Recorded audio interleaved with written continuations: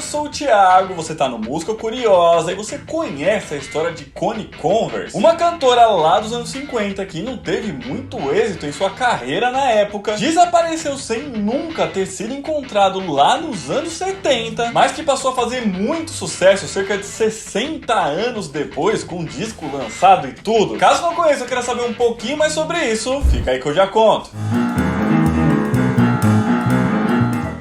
Bom, Elizabeth Eaton Converse nasceu no dia 3 de agosto de 1924, na pequena cidade de Laconia, nos Estados Unidos, como filha do meio de uma rígida família batista, já que seu pai era ministro da igreja. Muito provavelmente ela aprendeu música e a tocar violão com sua mãe, já que, segundo o historiador David Garland, ela era uma pessoa musical. Uma rápida curiosidade é que, apesar dela não ter ficado famosa na época, o seu irmão, Philip Converse, no futuro viria se tornar um famoso cientista político lá nos Estados Unidos. Mas isso aí não entra aqui nessa história. E Elizabeth sempre foi uma ótima estudante, tanto que chegou a ser oradora da sua turma e a ganhar 8 prêmios acadêmicos, o que ajudou a ganhar uma bolsa de estudos para a Faculdade de Artes Liberais para Mulheres de Mount Holyoke, Massachusetts, onde após 2 anos de estudo se mudou para Nova York, lugar onde aconteceria sua tentativa na carreira musical. Ela chegou por lá nos anos 50, começou a trabalhar em uma gráfica e fez alguns amigos que deram o apelido a ela de Connie, forma como é conhecida até hoje em dia. Também é nesse momento que ela começou a escrever algumas canções e a tocá-las ali para as pessoas mais próximas, acompanhada de um violão, a fim então de iniciar a sua carreira musical. Carreira essa que teve o apoio dos amigos, mas não de sua família. Muito provavelmente pelo fato dela ter começado a beber e a fumar em Nova York, coisa que não era aprovada por seus pais, já que isso ia contra a conduta religiosa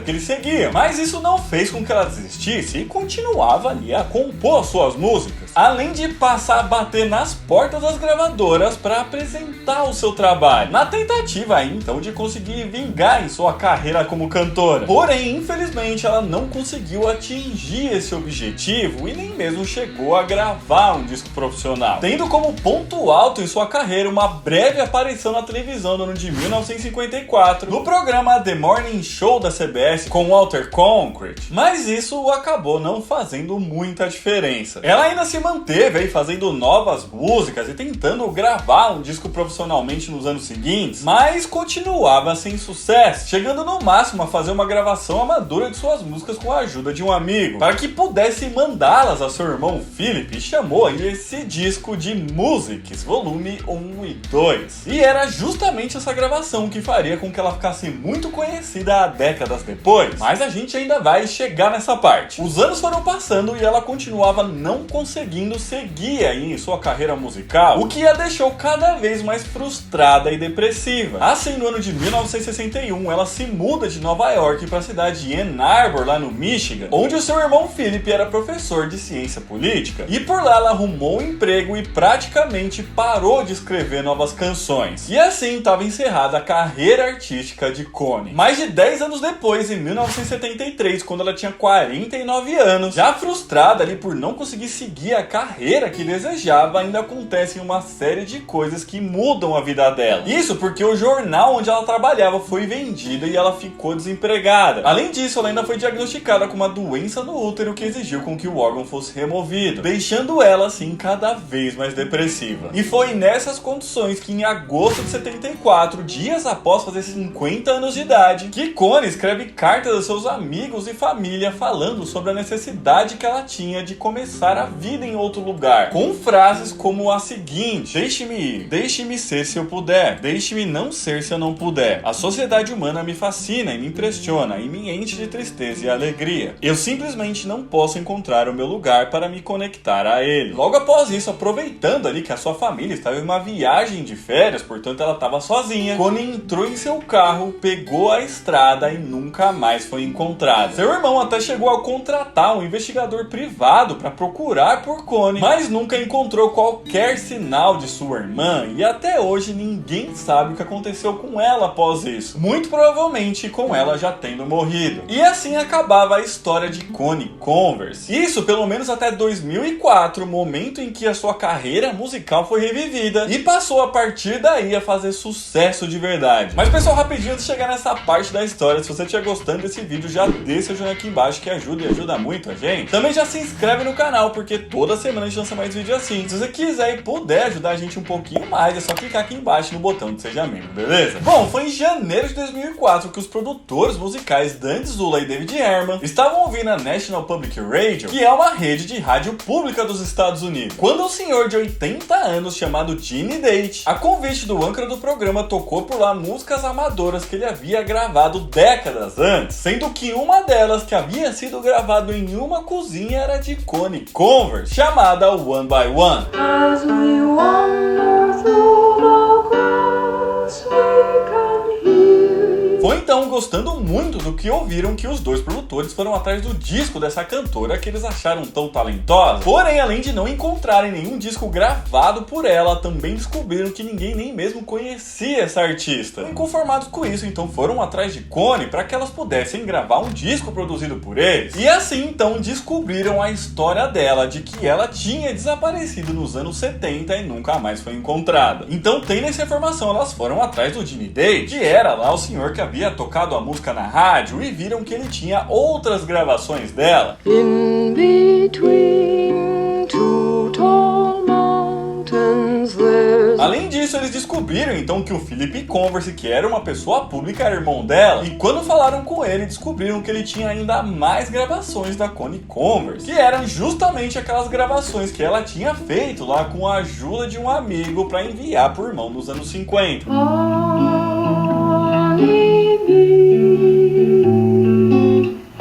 Essas gravações estavam guardadas no sótão da casa de Philip, sendo que totalizavam 90 delas com 35 canções diferentes. Assim, após 5 anos de busca, em 2009, os produtores escolheram 17 dessas 35 que estavam em melhores condições de gravação, editaram para melhorar a qualidade o quanto puderam e lançaram o disco How Sad, How Lovely pela Lauderet Recordings. Ever since we met, the world's been upside down.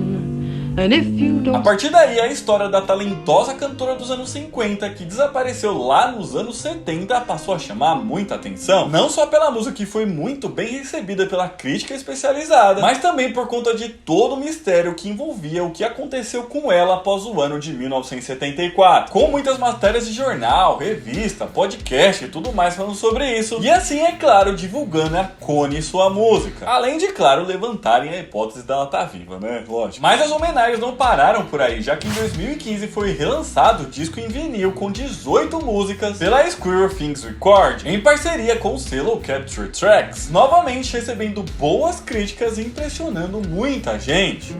I have considered the lilies. Também foi nesse momento que suas músicas foram parar no Spotify e ficando entre as mais ouvidas da plataforma no ano de 2016, com a cantora passando a ser cultuada por toda uma cena indie hipster. All sad, how lovely. Sem contar que até mesmo uma peça de teatro foi escrita por Howard Fishman, inspirado na vida de Connie, que também produziu e lançou o álbum Connie's Piano Song, com músicas escritas, mas nunca gravadas por ela. I'm going over Sugar Hill to help them do the haying. Além disso, ainda tem uma peça de dança moderna chamada Empty Pockets e inúmeras apresentações de outros cantores e artistas feitas em homenagem a Connie Converse. In between two tall mountains. Por último, em 2017, a Tzadik Records de John Zorn lançou o álbum Vanity of Vanities, a tribute to Connie Converse, apresentando ainda novas gravações das canções de Connie, feitas por uma série de artistas famosos. How sad, how lovely. E no final, a única coisa que a gente pode dizer é que apesar de Connie muito provavelmente não ter vivido para ver o sucesso que ela tanto desejou, hoje em dia ela tem um reconhecimento que merece. There once was a girl in the olden days grew weary of... Mas então é isso, pessoal, esse vídeo vai ficando por aqui, espero que vocês tenham gostado. Se gostaram, já deixa o joinha aqui embaixo. Comenta aqui pra gente se você conhecia a história da Connie e o que você achou disso tudo. Aqui no Zayas tá deixando outros vídeos pra vocês assistirem. Um beijo, até a próxima e tchau!